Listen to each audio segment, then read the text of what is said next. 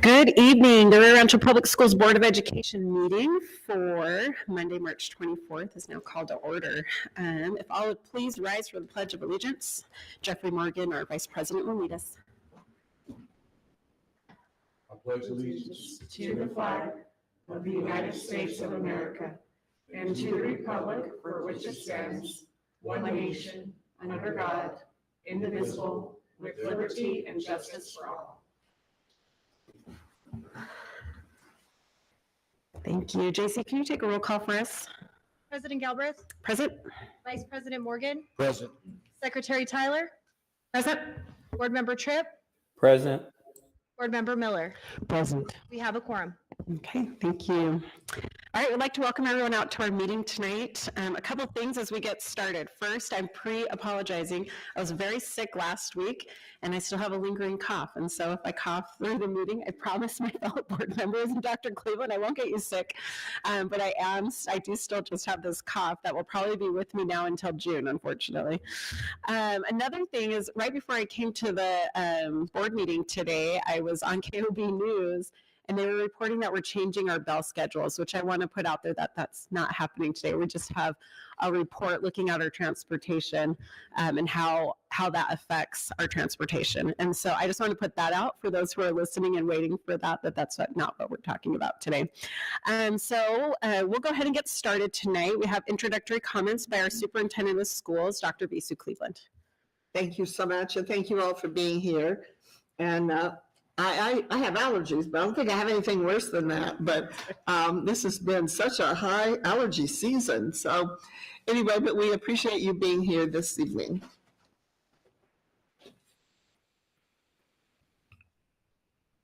Okay. I just want to give you a heads up. This is not something that is going to be on the agenda this evening, but we are looking at some proposed changes to middle school attendance boundaries in 2 weeks from tonight. There will be an open house before the board meeting to review relatively minor changes to the boundaries for next school year. And then next year, the 2025-2026 school year, there will be a major study that will be assessing attendance boundaries for all areas of the community and all levels. The proposed changes for next week are looking primarily at giving some relief to Mountain View and looking at just a small area on the far north end. Parents are all being notified. They're all receiving a letter that will tell them that this is going to be discussed, so that they are also aware that that will be discussed in a couple of weeks. We have finished the legislative session. I would tell you that many hours were spent monitoring, analyzing, discussing, and testifying for legislation that would impact students and district staff and families.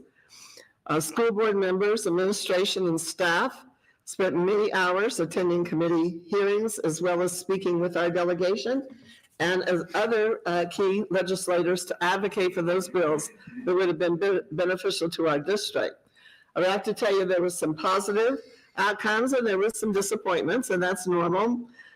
Time ran out before some bills made it through all of the committee assignments. And so there'll be some that we'll probably be looking at in the years ahead. We will present a full summary to the board once we know what items will be signed or vetoed by the governor. Until that's done, we really don't know for sure what things are going to look like. And as you know, the governor has 30 days from the end of the session to sign or veto bills. And so we'll be looking to see what items make it all the way through with the governor signing or vetoing those individual items. We want to thank all of our legislators who carried and supported key bills that were important to our district. We had some of our legislators that has worked really hard to try to get some of the bills through, and we really do appreciate that.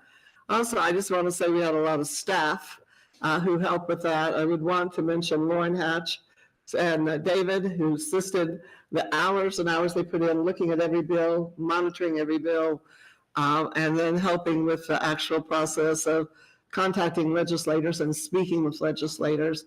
And we were doing that as late as Thursday of last week. And that, I think Thursday evening, we came back and said, we probably done all we can do. But we're ready to go back on Friday for one more effort. And then we heard that Bill probably was not going to be heard. It appeared that that the decision had been made to not hear it and not send it to the floor. It's a very interesting process, very frustrating at times, but you think you don't know what might be better. So, but it just, a lot of people helped. We had staff members who went and testified. We had, I think we put out every bit of effort that we could. We appreciated, we had board members who went and spoke to people they knew, also really made an effort to try to share our story. And like I said, we had some good things that came out of it. We had some disappointments. That there's some things we'll definitely work on again. We'll give you a complete report in not the next board meeting, but the last one in April. We should know at that point what made it through and what did not. As I said, the session ended on Saturday at noon after having done 60 very long days. There is discussion right now about the possibility of 2 special sessions, one for juvenile crime and the other for federal cuts that can impact New Mexico's budget. Lauren and I had the opportunity to sit through the discussion on juvenile crime, one of the committees. It was very interesting, very thoughtful, a lot of frustration that they could not address the issues that they wanted to address, short period of time, but I thought it was a very interesting session to be able to sit in and listen to that. Medicaid is one of the areas that we're very concerned about, federal cuts in a lot of areas, but Medicaid is one that everyone in Santa Fe is watching very carefully. As you know, only about 30% of the people in New Mexico have regular employee-based insurance. 2/3 do not. And so Medicaid is a powerful factor in our state. We have, but in our district, for example, all of our nurses in Rio Rancho Public Schools are funded through Medicaid. And we have some other things that we fund as well with Medicaid. So we're looking, everyone is really interested in what will happen with that. And we just simply don't know yet. I mean, we just don't know. We also, are very interested in what the closing of the Department of Education will look like and how it's going to impact New Mexico school districts. We are particularly interested in what functions might be returned to the state of New Mexico, concerned about whether they have the capacity in Santa Fe to pick up a lot of additional work because they struggle right now to keep enough employees to keep the ship afloat now. So really being concerned about how much might be returned to the state. And then some of the functions are already being assigned to other federal departments. And so kind of watching that, for example, special education is being reassigned out of education to health and human services. And so the question is, will some of the people go with that have that experience in that area or not? And we're just kind of sitting back and watching what transpires in the next few weeks so that we will have a better picture. Some of the functions for schools are already not in the College of Education, like student nutrition is not. So it's not like that's not been done before. And in many years past, it used to be distributed across many agencies. So it'll just be interesting. It'll be something that we're going to watch and monitor very carefully. But I think everyone knows it will have an impact on every state, and New Mexico is not an exception of that. We have some commendations this evening. Janice Chenault, our elementary school improvement officer, and Emily Key, our new principal at Colinas del Norte Elementary, will present some information regarding the International Technology Excellence in Education Award for Brenda Julissa Diaz. Ms. Diaz is a STEAM teacher at Colinas del Norte. Congratulations on this really wonderful recognition. How lucky our students are to have you. And they'll be sharing a little bit about this award and about Ms. Diaz a little later in the agenda. We have another commendation. We have Todd Resch, our Executive Director of Athletics, and Phil Keller, the Rio Rancho High School cross-country coach, who once again introduced Charlie Voss. You may remember that he was recognized previously for his win at the Nike Cross Nationals, the first New Mexico student to ever have that honor.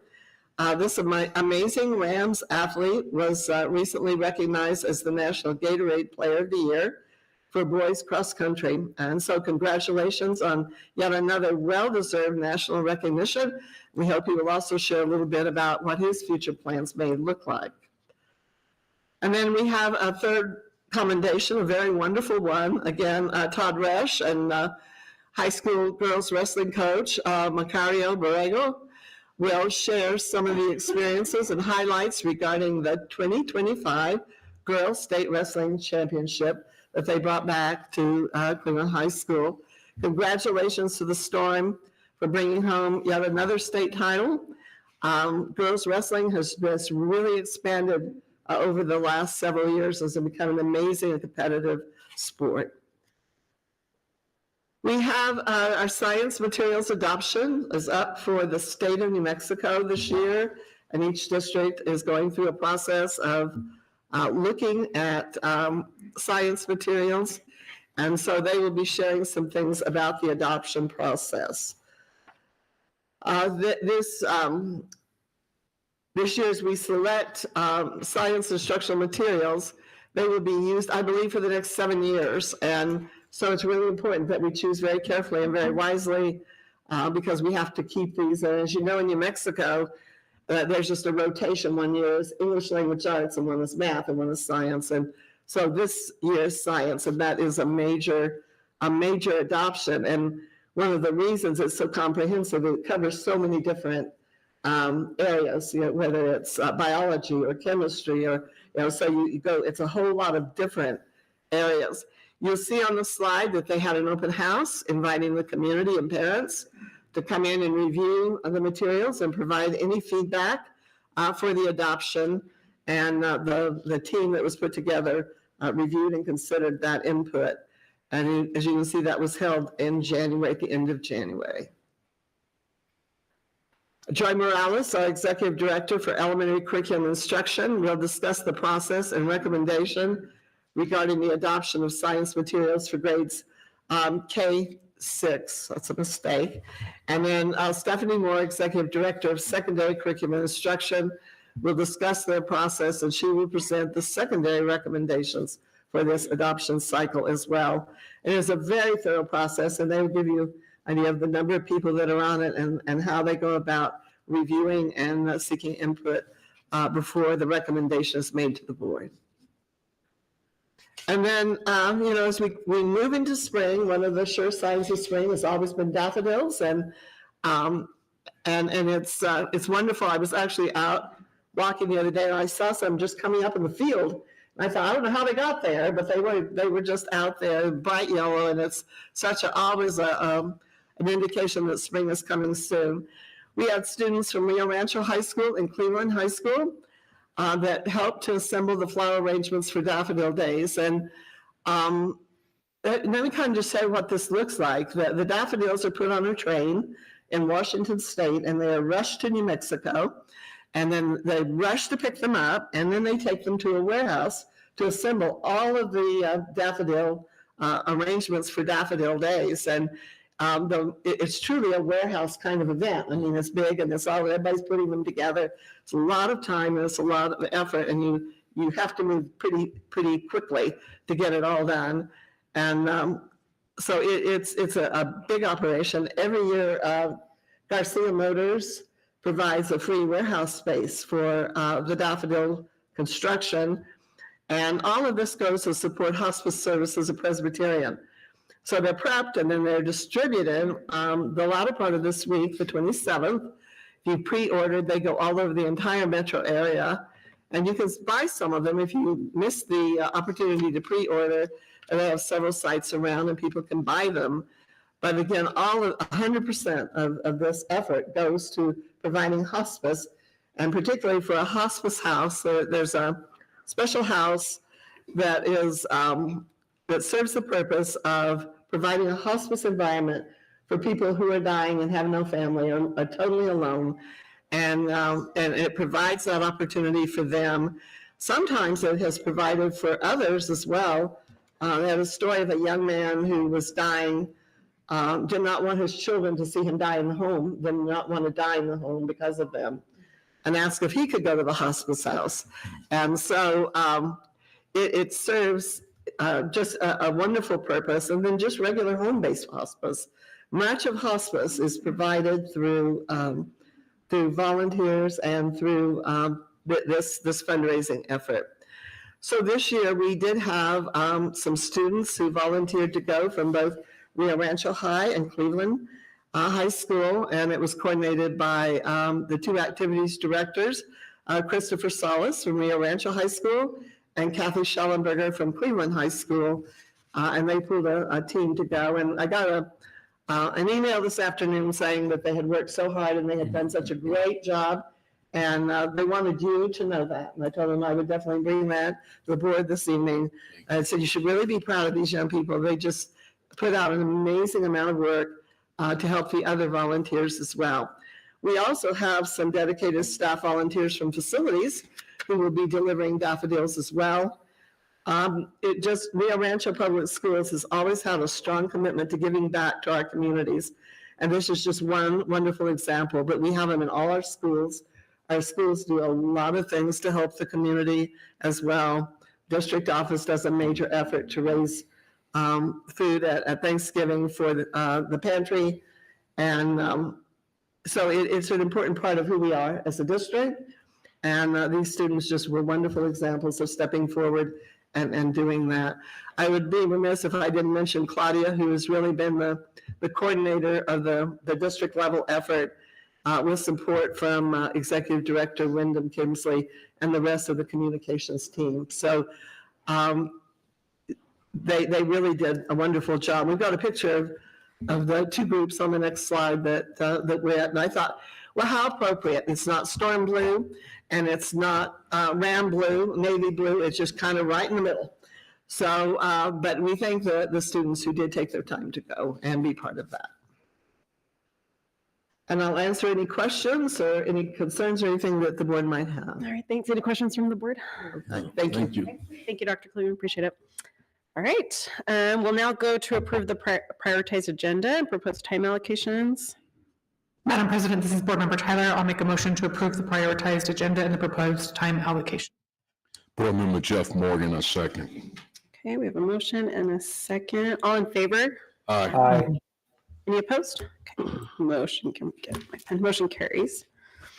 All right, we'll now move to our commendations. We'll start with our first, which is the International Technology Excellence in Education Award. Oh, and I'm from Ms. Diaz. That's where I'm going to go. For Ms. Diaz, we have Janice Chanel, our Elementary School Improvement Officer, along with Emily Key, our Principal at Clenis, who will be presenting. Good evening, Madam President, members of the board, and Dr. Cleveland. We first of all want to thank you for supporting STEAM as an additional option for students at every elementary school and our preschool. The valued opportunities for students to extend their knowledge of science, technology, engineering, math, and will be heavily utilized in their future and the future of our society. So having the exposure as early as preschool is extremely appreciated. Tonight, we want to honor one of our STEAM teachers from Clenis del Norte, and it's Brenda Julissa Diaz, who has been recognized by the International Technology and Engineering Educators Association for a Teacher Excellence Award. We probably don't know, but Ms. Diaz is actually an electrical engineer by trade and has a master's in electrical engineering and will be starting her PhD to pursue STEAM as her PhD in education. She shares her expertise and skills with our students at Clenis, and she will receive her honor in St. Louis a week from this Saturday for the ITEEA conference. We are proud to share her recognition with the board and to express our gratitude to her for her commitment to our students in our district. In addition, she has also on her own taken up the charge to get Clenis del Norte certified as a STEM school through Cognia. I believe you began this work in October? Yeah, so she's taken that on all by herself to get them recognized as a STEAM school. She is ambitious, dedicated, and influential. I would like to introduce Emily Key. She's our new principal at Colinas del Norte, and Laura Fox, who's our assistant principal, as they have a few more things they would like to share about Ms. Diaz. Good evening, board members. Superintendent Cleveland, thank you so much for having us here today. I'm so excited and honored to present this award to Brenda Julissa Diaz, who, when I first met her, came to me with about a 12-slide presentation as to the efforts and initiatives that she started at our school site. And I could say a lot about her dedication and empowerment to student achievement at Colinas del Norte. However, I've always believed that students say it best.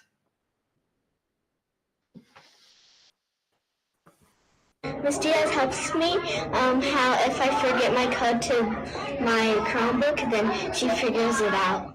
When I ask for help, she comes and she helps me and she explains what I need to do. And I like that.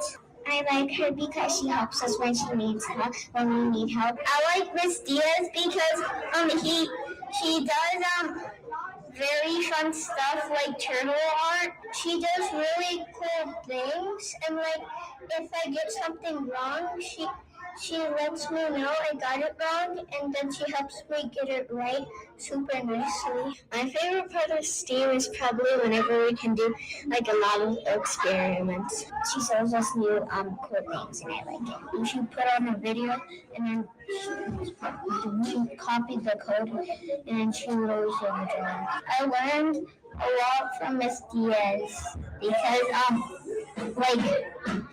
she's the funnest teacher. I'm happy for you, Miss Diaz. Thank you for all the fun we have in class.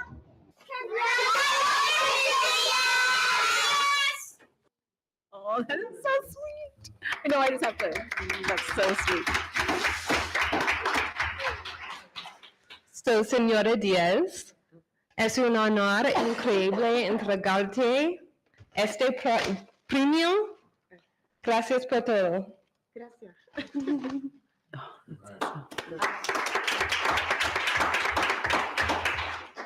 Oh, sorry, I'm not too tall. No.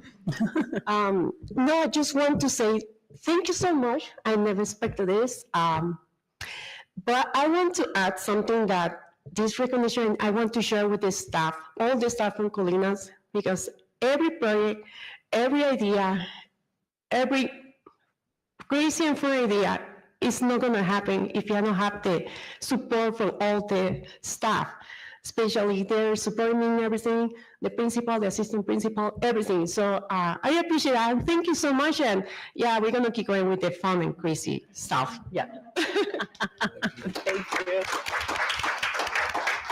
Do you have anything else? I just want to say thank you on behalf of our schools for all that you're doing. I think that I love that you guys had that video because students really do say it best, right? Because we have to have kind of a balance of those things. Like we can be so smart and know all the things, but if our students think we're mean or anything like that, we're not getting the message across. It doesn't help. And you really have both of those. You're able to show both of those things to your students. So thank you so much for all that you're doing. Dr. Lynn, do you want to add anything? Well, again, just congratulations. We're just so proud for you and for representing your school and this district in such a wonderful way and making such a big difference in the lives of our students. So again, thank you and congratulations. Yeah, thank you. Thank you. Thank you so much.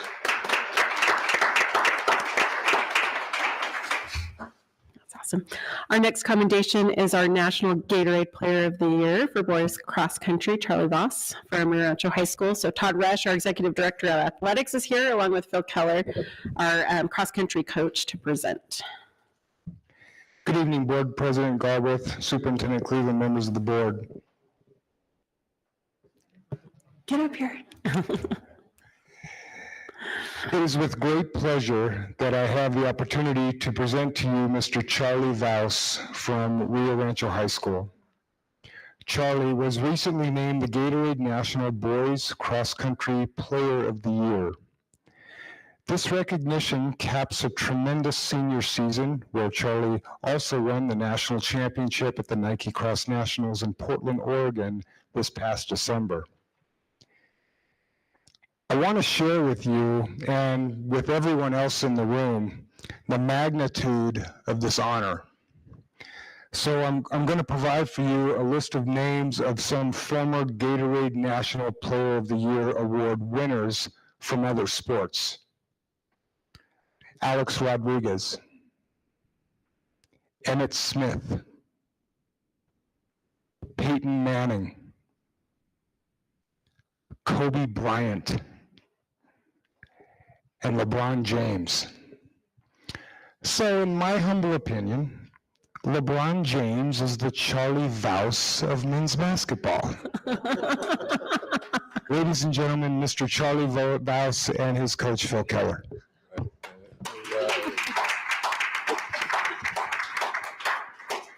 First of all, I thank you for having us here today. Much appreciated. Appreciate the support that the board and the administration staff, Todd Rush included, give us to do what we need to do to be a successful program. But first of all, know that Charlie's not just a fast runner. He's also a good student. He's got a 4.2 GPA. He's ranked top 10 in Rio Rancho for the senior class this year. So we're proud of him for that too. He's got a job. He works at the pool. He had to take time off today to come here. He teaches swimming to little kids, right? So likes doing that. But of all the athletes I've coached for over 20 years. He's one of the most dedicated athletes I've ever had. Came to us a year ago from Ohio and already was a talented athlete, already was dedicated, and just really took to our program here and what we try to accomplish. And I think he said it best in one of his interviews. They asked him, the reporter asked him, like, what makes Rio Rancho such a strong program? And he goes, it's not that we focus on success, we focus on hard work. And I think him and his family too, they believe that success comes from hard work. And that's what he does. He runs 60 to 70 mile weeks, most weeks out of the year. And the race he won, the national race he won that Mr. Rush alluded to, that probably won him the award, was a rainy, cold, muddy day. It was a workman's day, and it wasn't a day for weak runners. And he went out there, didn't complain, just did his job, and it went from. And I have like the splits here. So at first K he was in 13th place. The second K he was in 11th place, and then he moved up. The third K he was in third, but in a group of like 8 to 10 runners.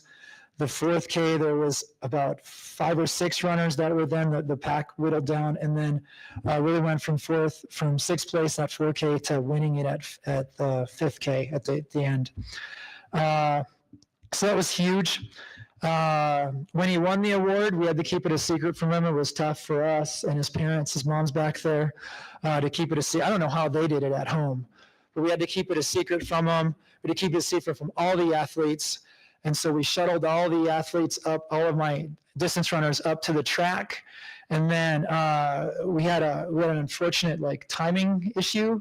Grant Fisher, who was going to give him the award, if you don't know who Grant Fisher is, he won the bronze medal for America in the 5K and 10K at the latest Olympics. And he's multiple, I didn't even write it down, he's multiple American record holder in distance events. So he's running late. So Coach Vix and I, another coach of ours, we had to talk to Charlie, and he was going to be late. He was worried he was going to be late for math class. And he kept trying to get up and leave. I'm going to sit back down, boy. But we finally, Grant Fisher got there. I got the text message. We went up there, and Grant Fisher was able to give him the award. And it was just a really cool experience and a really cool day. And all our athletes and all the admin that were there and coaches got to meet Grant Fisher and experience this neat moment that he had. Just really cool. I just want to say, I'll tell you what he's doing next year. I know you asked for that, Dr. Cleveland, but one of my favorite moments, and I'll remember this, you try to, with your athletes, you try to get moments, and I know our other coach back there will tell you this, with each athlete where you can remember. And it was the day before Thanksgiving. I don't know if you remember. Day before Thanksgiving. You remember that day?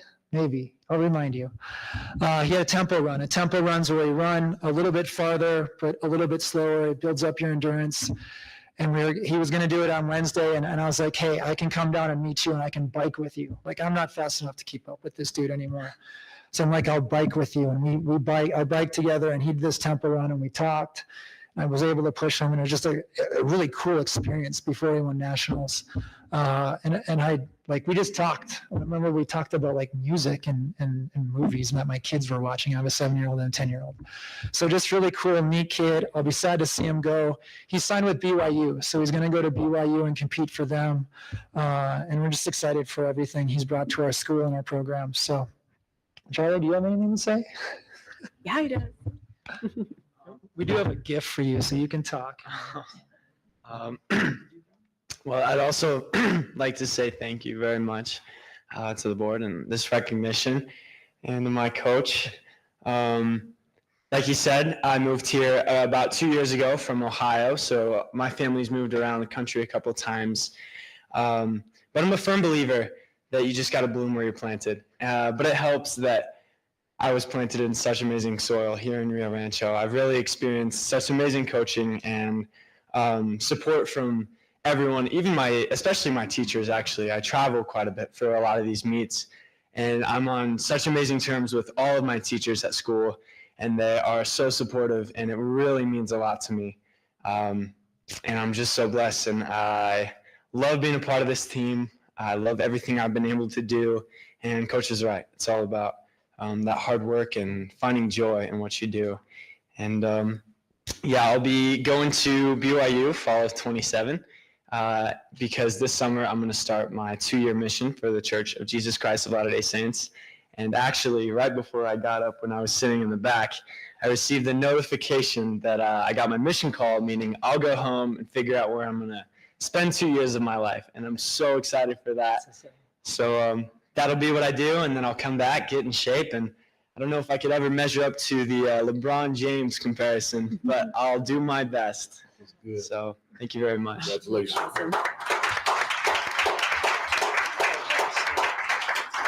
So if you guys saw, I don't know what day it was. Well, it says right here, Wednesday, December 11th. Nike took out an ad after he won. It was a full-page ad in the Albuquerque Journal, and this was the picture, and I'll show the people back there. So we got some posters of it and framed it. The school district did, and the Rio Rancho High School did. So this one's for you, one's for your family. So you can bring it wherever you end up, and you can hang it in your house. And so, yeah. That's awesome. Congratulations. All right, you can't sit down yet. Dr. Cleveland, did you want to add? Dr. Cleveland, did you want to say something? Well, again, just congratulations. And it is a magnificent award, and it's just so exciting to see all of your hard work come back and be rewarded in this way. And so we hope to hear great things about you in the future, know that we will. And again, we just are very proud for you. I'd like your parents to stand too. You just cannot underestimate the power of parents who help and support our students, and we appreciate that. And I'm sure it was hard to come to a new district. Sometimes, though, one of the things we learn is that change isn't always bad, and it helps us grow even when it's really difficult. And so we're really glad you came our way, and that you came to Rio Rancho High School. And again, congratulations. Just so you know, his mom's a 3rd grade teacher in the district too. So she is. I just want to say congratulations, and yes, you are part of a very elite class, and be proud of that. You should. So again, congratulations, and the sky's the limit. Looking forward to hearing about you in the future. Thanks. Beth. Yes, congratulations. Ohio's loss is certainly Mexico's gain, and ours specifically. And I know that you are just going to bloom wherever you're planted. I love your attitude, and I just know that you're going to continue to make yourself proud and the rest of us. So very best wishes to you. Thank you, Jessica. Yeah, congratulations, and you have a great head on your shoulders. If more people could know it's about, the joy of the journey, not just the destination and the hard work, we'd have a better place. So congratulations for already having that part of life figured out. Congratulations to go home tonight and find out what your mission is. And these awards are amazing, and congratulations, and definitely a sign of your hard work. So congrats. Gary Tripp, did you want to say anything? I'd like to say congratulations and thank you for your hard work and dedication, but most of all, thank you for being a humble, good person. And I hope you spread that during your 2-year mission. You're a fine human being, and thank you for everything you've done for our school district and our community. Thanks. And then I get to talk to you last really fast. I have to, so show that picture one more time, that picture that's on your plaque or on that thing. Okay, I swear that there was a young man. All these guys came in and they started hugging him. And I swear one of them like passed out on you as he like slipped down you. I was like, I think that guy just like passed out. But it was a hard race. And in the Galbraith house, there's a lot of watching Charlie's races. And somehow I think we're like in the car often trying to all gather around a phone and watch it. But truly, you've just done such a great job. And I hope that it can be a lot of pressure, I think, sometimes, right? All of those different things, but you've done really well with it. But just remember, like, even in those bad times, like, we all have your back and we know what you're capable of, and we're always going to be here for you. I watched him race just over the weekend. We were all out in Arizona. And I don't know if the race went the way you wanted it to go.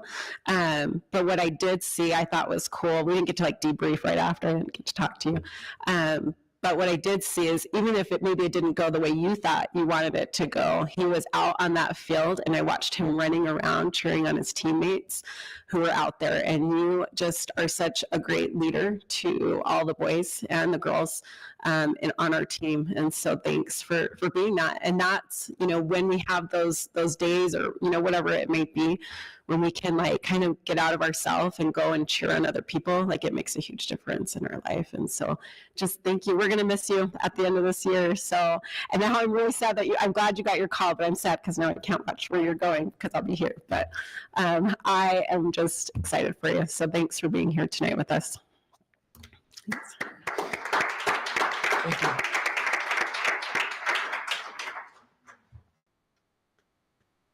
Okay, we have one more, right? So our next one is going to be the girls' state wrestling championship. And this has been so fun to watch. So once again, Todd Resch, and I'll let him introduce all those who are with him.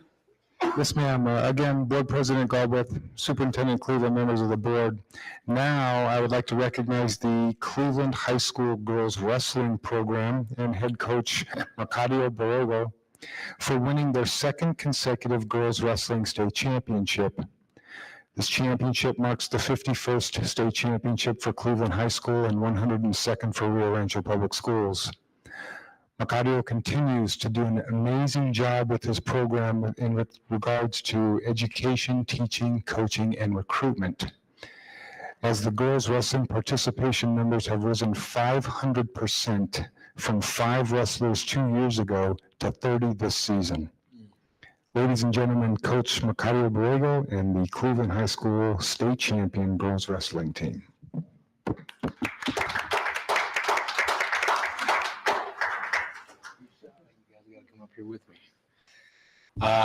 Hello, good evening. You come up here and all of you face back out there so the people in the audience can see you. There you go. They like to. Yeah, that's perfect. That's kind of, yeah. Good job. Okay. Thank you guys for having us here tonight. Superintendent, Dr. Cleveland, the rest of the Board of Education, thank you guys for taking the time to have us in tonight and recognize us. Really want to say thank you to Todd. Thank you for all the support that you have given us over the last couple of years. He's been very instrumental for me as a head coach coming in the last 2 years. Been one of the biggest supporters that we have there in the program. So yeah, don't really know what else you guys want me to say about them. These girls work very hard. The senior class that we're graduating right now, some of them have been here since they were in 8th grade. So they've spent a lot of time in the program helping develop the culture and what we have in the room. Kind of like Coach Keller said, we're focused more on our process of becoming better wrestlers, becoming better athletes, focusing on our character more than we are focused on the results of things. That just happens to be a product of doing everything else that they do the right way. We have several girls standing up here and not on the varsity team that were academic All-Americans, 3.5 and above. Multiple girls sitting at a 4.0. So very good group of young ladies, very thankful to be here. Thank you. Dr. Cleveland, you want to talk to these? I just think this is You guys can turn awesome. I mean, I really do. Tonight we have seen outstanding teaching excellence. We've seen an individual award excellence with one person, and then we've seen outstanding teamwork excellence. While there was excellence on some of the individuals as was part of this wrestling team, you were a team and you were a powerful team. And it's just amazing that you took that state championship. And so, again, we're just so proud for you. We're proud to see how this program has grown and developed. And it's exciting. And, you know, taking home a state championship, that's just pretty great. And so, again, congratulations to all of you. And how many of you are seniors? Okay, we wish you well as you go from here to whatever your next plans are. But look how many of you will be back. So that looks very good for the future of this program. But again, congratulations to every one of you. And as the team, you really showed what teamwork was all about. Just want to say congratulations. Good work. Thanks for representing that district. Thank you. Beth? Yes, we're just so proud of you. Many years ago, my first year of teaching was when Title IX came into existence, which gave young women the same opportunities to play sports as young boys. And so it's really been incredible to see how this has grown over the years. We're so proud of you and what you're doing, proud of your parents and your teachers and your coaches, and just wish you the best in the future. Jessica? Yeah, I love that you brought that up, Beth, and love to see you girls knocking down the door and, you know, growing a sport that has been traditionally just a men's sport. And then to bring home another championship to our district is amazing. So congratulations to your hard work and go get that third state champ next year, right? Yeah. Gary Tripp, you want to say anything? I'd like to say congratulations to all the girls and the coach, and I'd like to let the girls know that I hope your wrestling days aren't over, because I know that New Mexico Highlands University is about ready to recommend to start girls wrestling next year. So I really hope to see a lot of kids from Rio Rancho at New Mexico Highlands University on the mat continuing. Congratulations, girls. Thank you, guys. I've been watching videos with all the moms, you know, who post the videos from you guys on Facebook, and it's just, you guys are tough. You guys are super tough, and so congratulations on everything that you're doing. I'm excited. I'm really excited what Board Member Tripp just said, and I hope that maybe you guys think about that in the future. But you could get some really amazing scholarships and such with doing that. So sky's the limit. Just keep working and keep growing. And thanks for coming in, and congratulations. Thank you. Yeah, go ahead, Coach. More comment. This team was last year we finished the season top 100 in the country. This year in January, the team got ranked 48th in the country by USA National Rankings. So pretty big accomplishment for this group of girls. And we have a young lady here that she's a 3-time state champ, twice in Hawaii, once here. She's getting ready to go compete at World Team Trials next weekend in Spokane, Washington. Who is it? Oh, okay, I'm like, congratulations. I'd like to say one more thing, though. It doesn't happen without good coaching. And so we thank you for all the time and effort and energy you put into growing this team and growing the program as well. So we certainly want to recognize coaching excellence as well. Thank you. Yeah, thank you, Chris. Thank you. Thank you. Thank you. Okay. Always have to settle myself after we have all these great commendations. So thank you all for coming in tonight. We're going to start. We have a couple reports tonight. Our first report is a bond project update, and Mike Baker, our Chief of Operations, will report on this. Good evening, President Galbraith, Dr. Cleveland, members of the school board. So we'll start off on our reports with the, excuse me, I'm also fighting a cold and a sinus infection, so bear with me this evening. I will be giving an update on the 2024 bond projects. And so before I start there, I want to give an update on CTE. I mean, that's really been primary focus for the board and for staff to get that project completed. We are on the verge of completing that facility, and so we're quite pleased about that. We did give the contractor an extension for substantial completion to April 19th. The reason for that was very reasonable weather conditions, changes in scope as the progress continued throughout the job. The bottom line is, I know we have many reiterations of the project from when it started, but right now, essentially, we are on time within budget. Our budget was just under 48 million for this project. We will come in at that number. That also includes a couple of the alternatives that we had in the project, that being the solar cells that will be on the roof in one of the canopies. So we're happy about that. With that project, our partners at C&M are planning the groundbreaking for the Auto Center in June, and then to be opened the following year. So that's CTE. Next high priority project is the Independence High project. We are still in design development. 100% completion of the design work should be done by this September. However, there are early work packages that will be submitted before then. So we're anxious to break ground. We should be breaking ground by May. So we get that project up and starting. Rio Rancho High School is another very, very significant project. That project does have PSFA funding.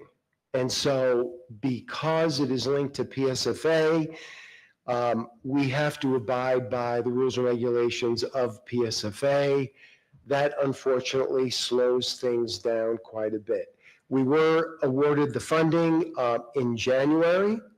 The split is 63% Rio Rancho, 37% on PSFA.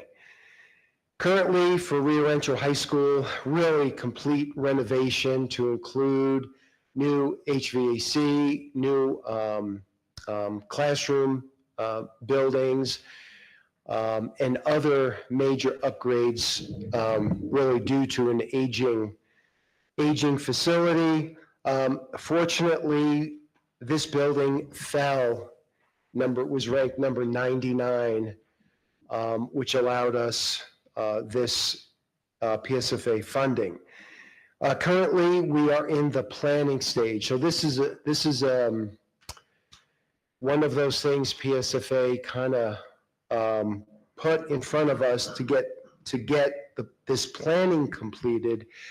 And so what PSFA wants to see is they want to do an analysis of current enrollment and current projections, and that will take approximately 6 months. So unfortunately, the project will have to go through that process before we actually begin the design work. It's a pretty significant project. $28 million is our cost. That does not include the cost of a new fine arts area and security upgrades. That cost is approximately $5 million. So our cost is $33 million, and PSFA share will be approximately $16 million. This project, again, because of the economic impact really to our state and you know, and to the USA, the construction cost has just gone up significantly. So from our original budget, we're looking at approximately $9 million more for this project. Next project is Cleveland High School. Unfortunately, there's no PSFA funding attached to Cleveland. So we are beginning that project now.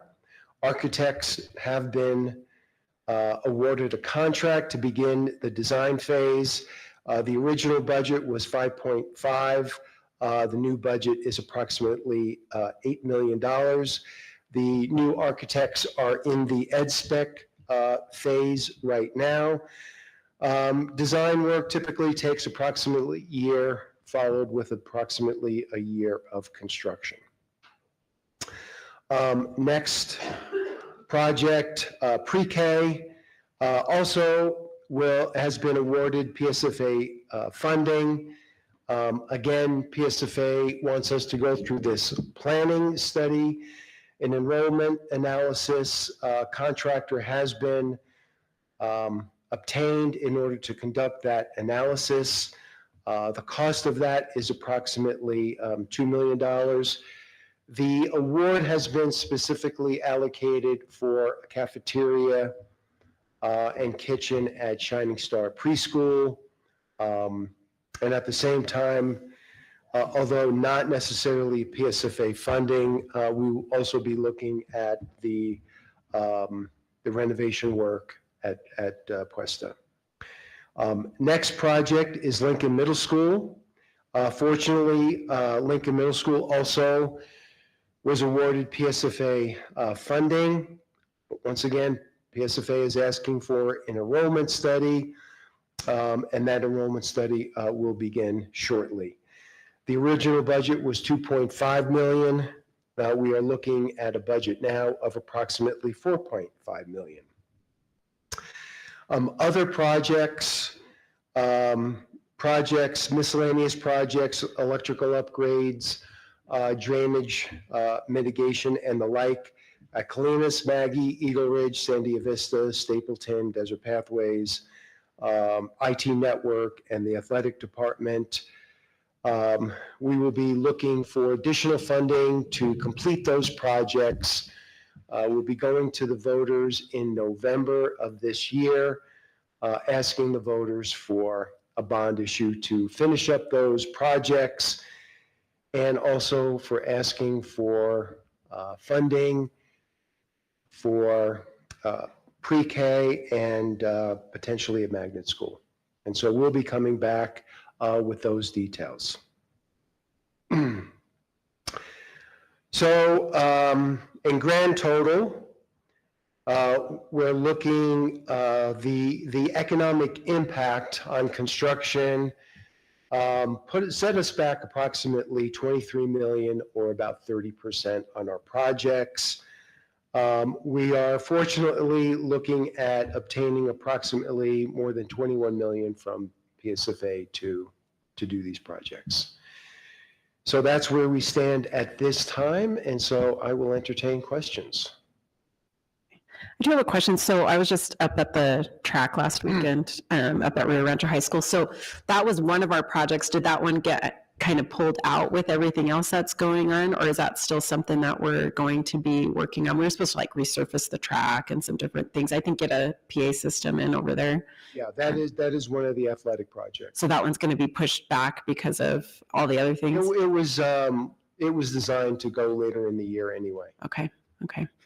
On that one too, I don't know, this is, and I think I brought it up before, but I'm really interested on that track because it has that, those stairs that go up to it. It really makes me nervous. I was watching some of the older people throughout the state come up those stairs.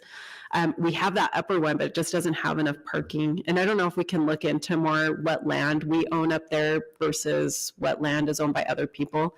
But I think it would be beneficial for us to look at that and see if we can extend the parking up there so that we can offer more. I'm really nervous, honestly, as I was watching some of those things, just that someone could get hurt trying to get up to that track. So anyway, I don't know, that's, as we look at those things and as you're looking at redoing some things up there, that's just something that I'd like to have looked at too. Okay. Other questions from the board? Jeff, do you have anything on the? Yeah, Mike, I was taking notes. After the C&M, there was something in between before the Rio Rancho High School. I missed one of those. I was taking notes. I'm sorry. You had C&M, then there was something else. Independence, maybe? Is that what it was, Mike? Okay. Yeah, Independence High School. All right. And he was about to tell us what it is all in, but you told us what the setback was. So all in, what is this again? For Independence High School? No, for the whole thing. You was getting ready to tell us that. I think it was the 23 million. Is that? That's what the setback is. So what was the total amount? The total project was 80 million for all the projects was 80 million. So now 80, that, okay. yeah, the total projects was 80 million. So to complete the same list of projects, we're looking a bit over, excuse me, we're looking over 100 million, about 103 million. And that's where the 23, that's the setback you Yes. mentioned. Okay, all right. Yep. Now, is that minus the PSFA? That does not include PSFA. Oh, so if we back that out, we do. PSFA, if you're to take a look at, you can add on another 21 to that 103. Or added on to that? Yeah. Oh, really? Okay. Yeah, I was just citing our cost. So if you take the 103, you're looking at somewhere in the neighborhood of 124, 125 million in total project costs. All right. And then, Beth, do you have anything? Thank you. No, thanks for the update. No questions. And then, hold on one second, Jessica. Dr. Cleveland, you wanted to add something? Lauren, I'm putting you on the spot, so I apologize. But I don't remember the bill number, but there was a bill that was going to extend till 2029. Could you just briefly address that? And I assume that would be waiting on the governor's approval as well, but it is important to know related to the overall picture. We will try to bullet these out for you and attach them to the superintendent's report on Friday, if that would be helpful. Okay. So That'll work. we'll try to do that.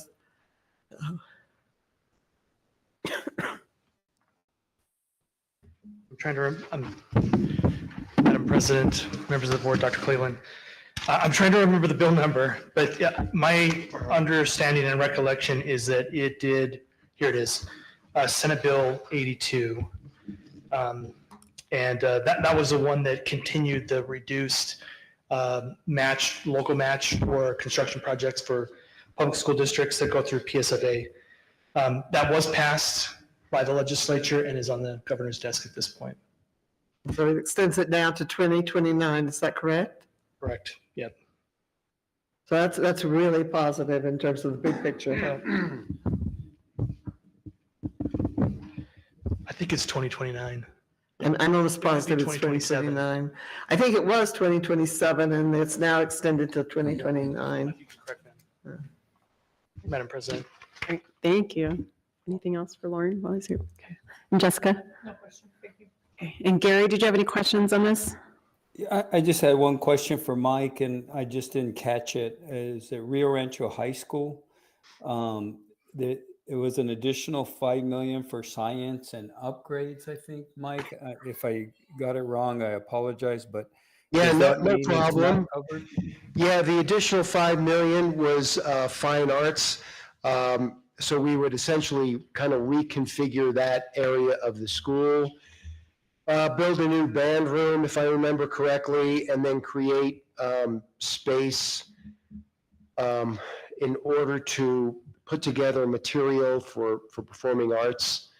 So there's quite a bunch of areas in the fine arts area that would be affected, essentially band and performing arts.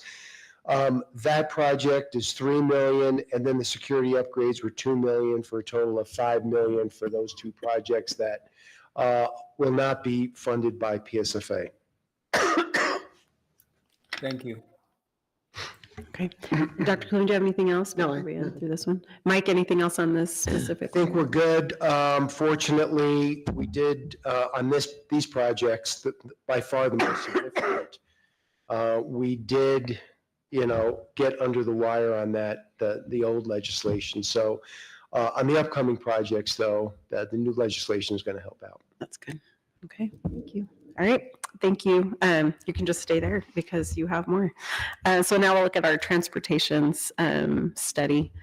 We have Mike Baker, of course, and then Nicholas Brook from our Executive Director of Transportation. Okay, President Galbraith, Dr. Cleveland, members of the school board. So before you, you will see this transportation study or evaluation by Alpha Route. And so this has been taken up originally some time ago. And as you know, we have this little conflict with PED over transportation. And it has to do with costs, and it has to do with the formula, and it also has to do with efficiency. And so for quite some time, PED believed that our system was not very efficient or effective in delivering students to school. And at one time, they actually sent down a few people to take a look at our system. They were here for a very short period of time. We never did receive a report or no recommendations on how we can improve our system. This was not the only time that PED came to visit Rio Rancho Transportation.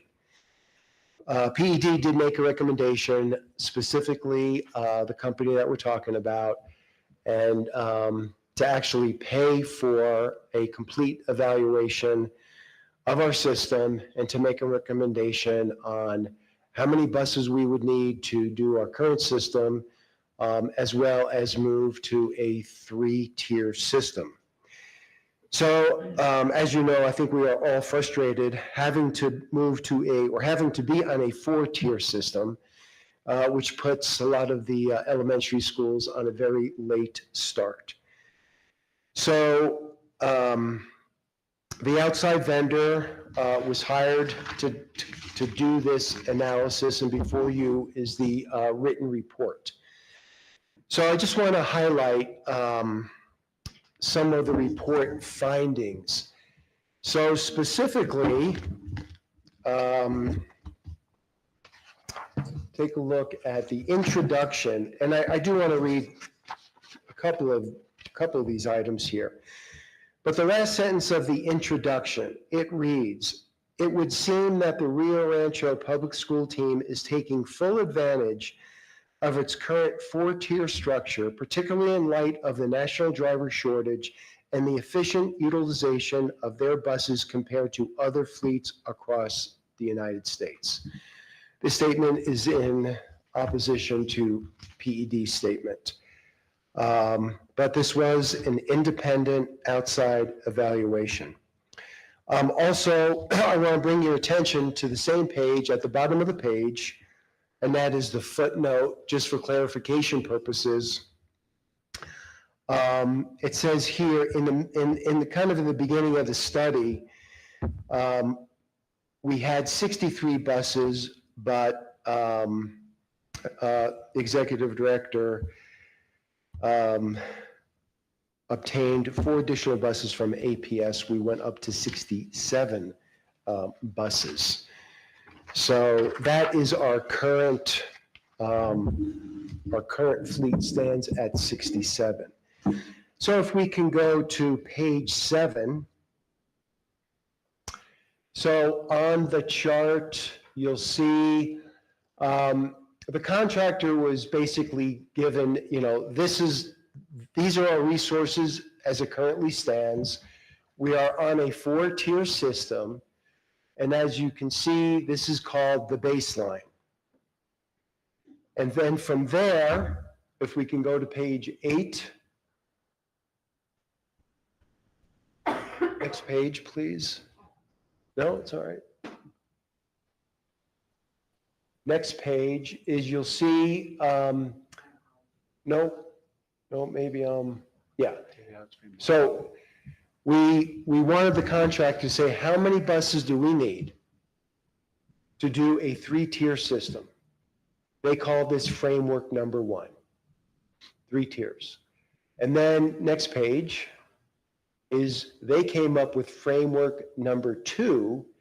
And framework number 2 is just like framework number 1. However, in framework number 2, they increase the efficiency by putting Stapleton and Maggie on tier 2 instead of all the elementaries on tier 3.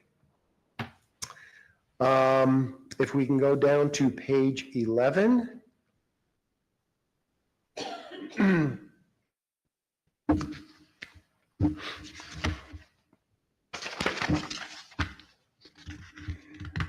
So page 11, in the conclusion, you can see that They do their analysis, and in framework number one, the framework that we would want to go to, they recommend 95 buses. The more efficient framework number two would be 86 buses. And so we would need, for framework number one, we would need 28 buses, and number two, 19 buses. And in the report also, Alpha, when they looked at our baseline system, they were amazed that we were able to do what we do with 67 buses. So essentially, that is the report. And essentially, that refutes the arguments from PED Transportation, being that we do not run an efficient system. Now, that being said, there's a lot of components to transportation. It's not just about school buses. The challenge, of course, is getting the bus drivers. And I know you all are aware, since COVID, we've had the challenge of getting bus drivers. Since COVID, incrementally, it has gotten better every year. This year, correct me if I'm wrong, it has been the best year since COVID. So, anything else? You did good. All right, so we stand for questions. Dr. Cleveland, do you want to add? Well, yeah, I'd like to add several things. I think that I would want to underscore that this was done at the Public Ed Department's request. It was done by a vendor that they approved and recommended. So it's not that we went out and found somebody that would agree with us. We took their recommendation for the vendor. It is a reputable vendor and has done others. So feeling pretty confident about the work that was done and the findings. You know, one of the things that, when you look at bus drivers, yes, they've been hard to find. I realize what a lot of our drivers deal with. They have to be there before 6 o'clock, and many of them are wrapping up at a little before 6 in the evening. What we're really requiring our drivers is to be on call for 12 hours a day. If you didn't have to be on call for 12 hours a day, you had a regular work day with 3 tiers, or maybe a little bit longer, you would probably be able to recruit and retain more drivers. 12 hours is a long time. You know, they're not driving every minute, but you can't get another job. You can't go out and do something else. And so it makes it very, hard for drivers. And, unless you just like to have 12 hours, 5 days a week taken out of your schedule. So I think part of our driver shortage is the working conditions of having such a long day with 4 tier. The other thing in our conversations we had with the Secretary of Education, she was very concerned about a 9:15, 9:20 start, concerned about the loss of some of the best instructional time for young children. She said, as a mother of young children, I could not do a 9:20 start. That's what she told us in our meeting with her. And so she said, I would like to see us not doing a 9:20 start for elementary children for any district. And we believe APS is the other district that is doing that. We're not aware of anybody else that's had to do it in the state except our 2 districts. So we also had a conversation with the Pro Tem of the Senate. She is very interested in transportation. It was her bill that went through on the electric school buses that finally got incorporated into House Bill 2. But she said the same thing. She, by background, is an elementary reading teacher. And so the same thing, very concerned about starting so late. And she asked, what time then do you really start? Well, if you don't get there until 9:20, and then you feed children breakfast, and many of our children need breakfast, by the time they eat breakfast, it's 9:35 or after before we even start the school day for very young children. On the other end, she said, and she's absolutely right, by 4 o'clock, they're pretty tired. The little ones are really pretty tired. The other thing that we've heard from families is when they're on this kind of schedule, no Little League, no after-school music classes, no anything, because at that, it's so late in the day, They go home and they have dinner and they do whatever else. But all of those after-school activities, they can't participate in if they're in one of those schools with a late start. So we've eliminated them from some of the things that make the very best part of childhood is playing. At least for my kids, it was Little League, it was soccer, it was other kinds of things. So we had two individuals who said, we really hope that we can continue to work to do away with the fourth tier, get back on a 3-tier. So now it's going to be our job to continue through the interim, to be meeting and talking with these folks and looking to the future and possibly looking at this appropriation for some electric school buses. But it's really gratifying on one hand to see that they recognize the arguments that we were making were valid and fair. But it's also just very frustrating that we have had over, and I'm not exaggerating, for every time we did bell schedules, every time we did any kind of change in curriculum instruction in this district, what has driven that decision has been transportation school buses. That has driven every instructional decision we make. We shouldn't be making instructional decisions based on schedules. But I really commend the really good work that our transportation folks have done. And this report basically said they almost accomplished, a miracle with what you've done, with what you have. So it also, I think, really affirms the hard work of our transportation staff over many years to take just an almost impossible situation and make it work. It also has contributed to the 4-tier, has contributed to the loss of some of our students whose families can't wait till 9:20 to send their elementary children to school. They go somewhere else. It starts at 8 o'clock or 8:30. So it's an important study in terms of what we need for transportation, but I really want to underscore what it really impacts is the teaching and learning in the school district every day. And so we will work hard in the interim to continue to push this issue.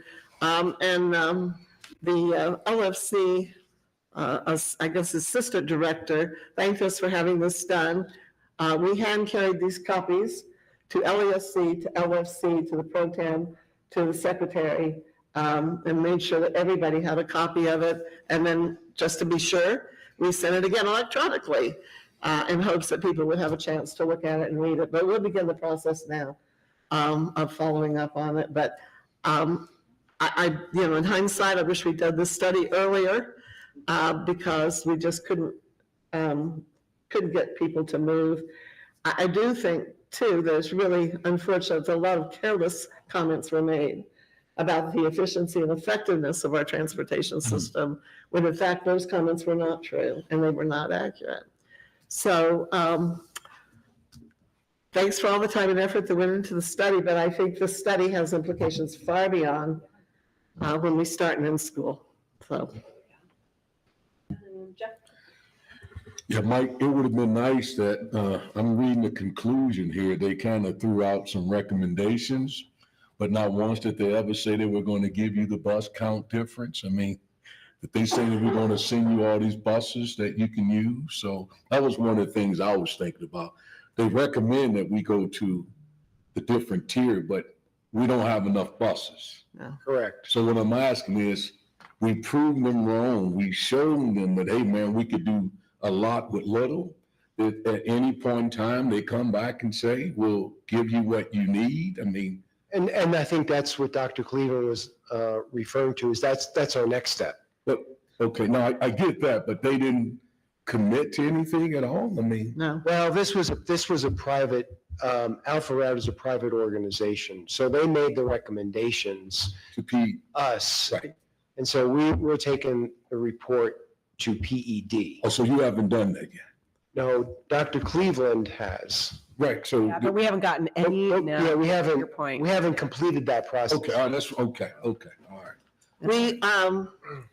We even sent a follow-up letter that said, we're looking at, we know that the session is ending very quickly, and there's not probably time now to be able to do much. We want to get it on the interim session, and I think we have I think we have an argument under the YASI settlement to provide for transportation for every school district. And I think we now have some pretty good evidence that it's not providing very effective transportation for Rio Rancho Public Schools. And we'll definitely make that argument. The secretary did say something that I thought was very welcome. And what Secretary Padilla said was, I think we need a complete revamping of our entire transportation system for the state of New Mexico. And I'd like to have that done next year. She actually made the comment, I'm also tired of instructional decisions being made based on transportation shortfalls. So we'll see where they go with that. I don't know, but she was committing to a study. Honestly, truthfully, I'm pretty studied out. I was going to say, how many But more we've we been need to do? studying it for a long time. We even had a meeting here maybe 10 years ago with LESC trying to resolve this transportation issue. But the chair got so frustrated, she just took all the paper and just threw them and said, this is the biggest mess I've ever seen. And so hopefully we will get a study. Hopefully we will get some additional buses in the budget.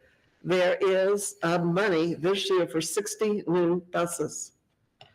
But when you sit down and figure it out, you also have to take into account the infrastructure. So it's probably not 60.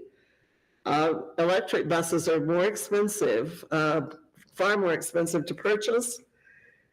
They come in, I learned this at the session. So the session turned out to be a good educational experience for me in lots of ways. But there are buses, electric buses that would go 100 miles on a charge, 200 on a charge, or even 300 on a charge. But as you go up, they go increasingly expensive buses. And starting at tier 1, they're about double the price of a diesel bus to start with. So that's at the starting, what we heard was probably around 300,000 for a bus, probably the starting figure. So you take 60 million and divide it and see how many buses that will buy, but you also have to provide the infrastructure, the charging stations, which can be very expensive to do. But I did know that there are electric buses that will go a considerable distance if you buy the better ones. Great, thank you. Mike, thanks for all the work, man. I appreciate it. Yeah. Thanks for the time to you as well. Thank you so much. Beth, any questions? Well, I think this has been a really important first step. Unfortunately, they didn't believe you, so we had to do this. But I'm glad that you did, and you proved that you were correct beyond doubt. So thank you to the Transportation Department and Mike. And yes, just keep dogging this through the summer, please. Thank you. Jessica? I just wanted to call out a couple things from the report, because at first glance, people might say, well, you know, on our current operating system of a 4-tier, they're recommending that we have 83 buses to basically essentially still operate at that same system that we're doing now. And so how are we doing it with 63 buses? So their 3-tier system recommends at 86 buses for their framework too. So it's like, well, people might ask, can we do it with the 20 less buses? But essentially, it's important to read the rest of the report that shows the data as to why we're able to do things with the fewer buses than what they are recommending for our current baseline operations, such as over assignment, kind of taking into account that certain kids aren't going to be there, room for error as far as like being on time with our bus routes, et cetera. So I just don't want people to come back and be like, well, just go to the 3-tier because it's, you know, only 3 buses more than what we're currently operating at. Appreciate the information, and hopefully we'll start chipping away at working towards being able to move to a tier 3. Thank you. Gary? No questions. Thank you. Okay, thanks. You know, one of the things that just, when I sat through different reports during this last legislative session, what was said is that we are no longer a poor state, but yet we still look like a poor state in so many different ways. And this is one of those things I think that could make a huge difference. I know it's important to Rio Rancho, but making sure that throughout the state that our students are able to get to school on time. And so when we talk about that our state does have money now, we need to, of course, we want to save some of those things, but also there's children that need to get to school on time. And so I hope for our community that they will reach out to our representatives and let them know that this is important to us, that it's important for our kids to get to school on time, and our buses are important. And so as we go through your next session or whenever it may be, that's one of their top priorities, is making sure that our public schools can function the way that they need to. So last comment I would add is that one time we had close to 90 buses in the school district. And so what happened was that the contractor for both Rio Rancho and Las Cruces left the state. They said they could not make enough money, did not justify them staying there. And at that time, we were contracted rather than house owned. So it's, when they pulled out the buses, then they went district to district trying to find any spare buses in order to give us enough to get to keep going. Believe it or not, they didn't send us their best buses, but we had buses, and but they were just not enough. And so at that time, they said, well, we'll try to make it up, as we go and get back up to that number. But that never, ever happened. We had Great Recession. We had some other things that happened, financially to the state, and it just never did happen. But there was a time this district had 90 buses. And so it's less than what we had several years ago. And so at that time, there was a recognition that we needed those buses. That's why we had that many allocated to the district. So I think we're in a good place now to go back and really begin to discuss that with the state. Also, and I don't want to overplay that, but certainly the decision by Judge Singleton said each district should have their transportation needs met. And so we believe now we have a good case to say this is what we need to be able to really meet the needs of our children. Well, thank you. Anything else, Mike? That's it. Thank you. All right, thank you. I appreciate it. Okay, we'll now go to our public comment. Cough, excuse me. So we have a public comment that's in person tonight. We also have one that came in through our online form. So really quickly, I'm going to go through our online form one that came through. It was from Joseph Smith with concerns over board policy 736 and 746. So that was that public comment. And then our public comment here tonight is Andrea, and Andrea, I'm going to say your last name wrong, Goripaga. You're going to have to say it. Oh, that's awesome. Okay, please come up. You have 3 minutes. JC will start a timer, and when that goes off, we ask you to sit back down, but it will start when you start. Thank you. Good evening, Board President, board members, and Superintendent Cleveland. My name is Andrea Goripaga. I'm a high school junior living in Rio Rancho, and I'm here today as a member of Evolvement. Evolvement is a youth-led movement working to decrease the harmful and addictive use of tobacco. One of the campaigns we've been working on since 2015 is the 24/7 campaign. The 24/7 campaign is helping New Mexico school districts adopt, implement, and enforce truly comprehensive tobacco-free school policies. Under truly comprehensive policies, tobacco use, possession, and distribution is prohibited by anyone, anywhere, at any time, 24 hours a day, 7 days a week. In November of 2023, the New Mexico Public Education Department approved a rule requiring that all public school districts adopt a comprehensive tobacco policy. This was in large part due to the efforts of students like me across the state pushing for this change. Rio Rancho Public Schools is doing a good job to commit to healthy students, staff, and visitors, but needs to renew this commitment by updating your tobacco policy to be truly tobacco-free and meet the PED standards. We've reviewed the current policies for staff, visitors, and students updated in 2018. In order to have a comprehensive policy, the following updates are required. The tobacco policies for students, staff, and school personnel must read that the use of distribution and possession of all nicotine products is prohibited at all times. Same for visitors. The main aspect to add here is at all times. And adding to distribution and possession of these products are also prohibited.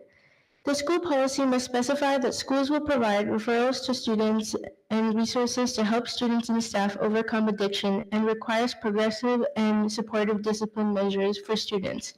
We have examples of what it means for the 24/7 toolkit that I've brought with me today, and I'm happy to leave this here with the district. Lastly, each school district advertising policy shall prohibit the promotion of all tobacco and nicotine products on school property or on off-campus school-sponsored events. As a partner of the school resource of Rio Rancho Public Schools, we are here to offer help and update your tobacco policy to be completely comprehensive. We have policy language that you are free to adopt completely or use as a reference to help revise your current policy. The 24/7 campaign has great ways to support your school in the process of making these updates. The new PED rule requires districts to supply their schools with proper signage. We can provide bilingual tobacco-free signs, the 24/7 school kit, and faculty training resources to all schools in your district at no cost.